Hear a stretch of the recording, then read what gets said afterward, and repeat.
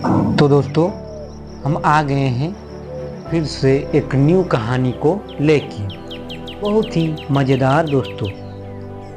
तो आज की कहानी है गरीब जानवर की कहानी। तो हम स्टार्ट कर लेते हैं। बहुत समय पहले की बात है। एक छोटे से गांव के पास एक घना जंगल था। उस जंगल में कई तरह के जानवर रहते थे। उनमें से एक था एक बहुत ही गरीब जानवर, एक हाथी, जिसका नाम था मोती।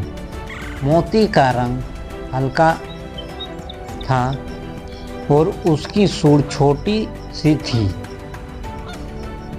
वह दूसरों से थोड़ी अलग था क्योंकि उसके पास कोई बड़ा घर या बाड़ा नहीं था।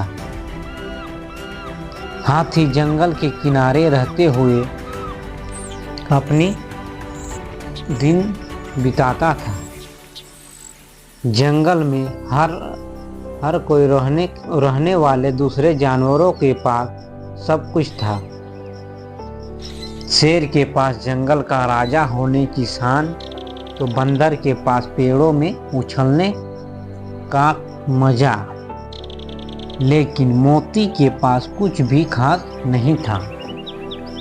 हाथी का दिल बहुत अच्छा था, लेकिन उसकी गरीबी ने उसे बहुत दुखी बना रखा था। वह हमेशा सोचता था, क्या कभी मेरी जिंदगी में खुशियाँ आएगी। वह दिन भर जंगल के कोने कोने में घुमा करता था, मगर किसी ने उसकी मदद नहीं की। जंगल के दूसरे जानवर उसे तंग और निरीह समझते थे। एक दिन मोती को जंगल के बीचों बीच एक बहुत बड़ी सभा होते हुई दिखाई दी। उस सभा में शेर, हाथी, बंदर, लोमड़ी, गधा और कोई अन्य जानवर इकट्ठा हुए थे। मोती भी वहां गया, पर उसने देखा कि सभी जानवर आपस में बातें कर रहे थे। कोई भी उसे देख नहीं रहा था। मोती चुपचाप बैठ गया और सोचने लगा, अगर मेरी जिंदगी भी ऐसी होती जैसी इनकी है तो मैं भी खुश रहता। तभी सभा में शेर की आवाज़ सुनाई दी, सुनिए सब लोग, आज हमें जंगल के सबसे बड़े त्योहार का योजना बनानी है। सभी को इसमें योगदान देना होगा। यह त्योहार हमारे जंगल की समृद्धि का प्रतीक होगा। सभी जानवर खुश होकर अपने अपने तरीके से त्योहार की योजना बनाने लगे। बंदर ने सोचा कि वह पेड़ों से सजावट करेगा। हाथी ने अपनी बड़ी ताकत से जंगल खाली करने की योजना बनाई और लोमड़ी ने खाना बनाने का जिम्मा लिया। लेकिन मोती को कोई काम नहीं मिला।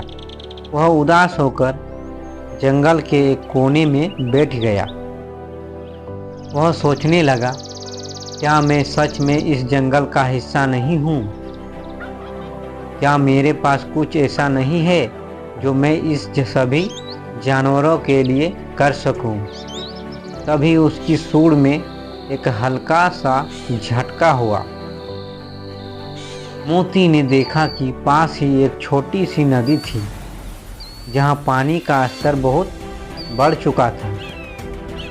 नदी का पानी धीरे धीरे जंगल की ओर बढ़ रहा था और वह पूरी सभा को डुबो सकता था।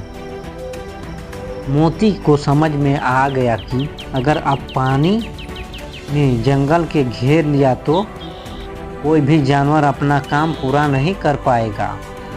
वह तुरंत नदी के पास गया और अपनी छोटी सी सूंड से पानी को अपने शरीर से निकालने की कोशिश करने लगा। मोती ने पूरी ताकत से पानी को हटाया और कुछ ही समय में नदी का पानी जंगल में फैलने से रुक गया। अब जानवरों को कोई परेशानी नहीं हुई और वे अपने अपने काम में व्यस्त हो गए। समय के साथ त्योहार की तैयारियां पूरी हो गई। जब सभी जानवर त्योहार में व्यस्त थे तो शेर ने सबको एक किया और मोती से कहा, आज तुमने हमें बचाया। तुम्हारी मदद से ही हम सबका काम पूरा हुआ।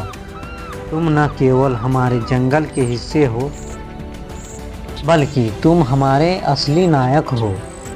मोती की आंखों में आंसू थे, लेकिन वह खुशी से भर गया। वह जानता था कि किसी के पास बड़ा या छोटा कुछ नहीं होता।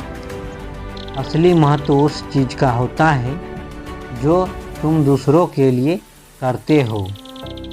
मोती ने सीख लिया कि कोई भी काम छोटा या बड़ा नहीं होता और अगर दिल से किसी का भला किया जाए तो वह सबसे बड़ा कार्य होता है। तब से मोती जंगल का नायक बन गया। उसके बाद कभी किसी ने उसे गरीब नहीं समझा। उसकी सच्ची गरीबी खत्म हो गई क्योंकि उसने यह समझ लिया था कि असली दौलत दिल की अच्छाई में होती है। तो दोस्तों, कहानी अच्छी लगी है तो एक लाइक ज़रूर कर दीजिएगा। धन्यवाद दोस्तों।